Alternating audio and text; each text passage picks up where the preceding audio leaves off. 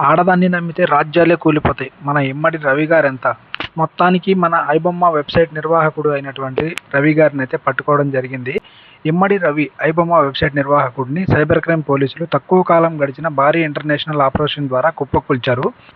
ఇమ్మడి రవి గతంలో కరేబియన్ దీవుల్లో నుంచి ఐబొమ్మ వంటి పైరసీ వెబ్సైట్ని అయితే నడిపించేవాడు.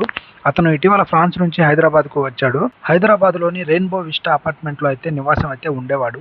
సైబర్ క్రైమ్ స్టేషన్ పోలీసులు అతన్ని 2025 నవంబర్ 14న అర్ధరాత్రి అయితే అదుపులోకి తీసుకోవడం జరిగింది.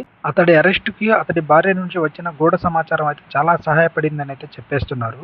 అరెస్ట్ సమయంలో పోలీసులు అతడి వద్ద నుండి హార్డ్ డిస్క్, ల్యాప్టాప్లు, కంప్యూటర్లు, సర్వర్ లాగిన్ వివరాలు మరియు మరికొన్ని సినిమాలకు సంబంధించిన హెచ్డి ప్రింట్లు అయితే స్వాధీనం చేసుకోవడం అయితే జరిగింది.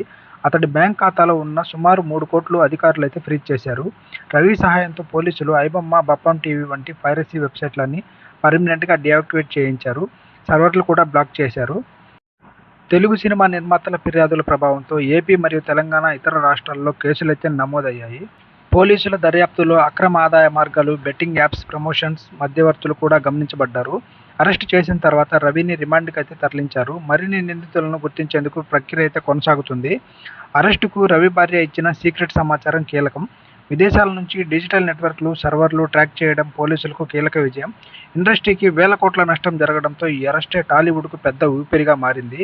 ఈ వివరాల ఆధారంగా ఇమ్మడి రవి అరెస్టు కేసు తెలంగాణ పోలీసుల విభాగానికి వ్యూహాత్మక విజయం. తెలుగు సినిమా పరిశ్రమకు పెద్ద చర్యగా అయితే నిలిచింది.